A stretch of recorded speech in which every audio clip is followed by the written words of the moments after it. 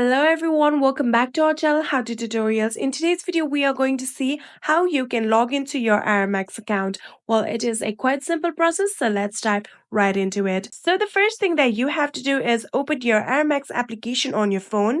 And after opening the app here, you can see the first thing is to add in your phone number that you have registered to your Aramex account. And after typing down your phone number, tap on the Go button right here. Then you will see a small project like this. In order for your verification, simply just solve it. And just like this, you will be getting a verification code on your SMS. You can see the verification code is 7680 in mine. Go back to the app and type it down. After you have tapped that, now here you can see you have now successfully been logged into your Aramex account.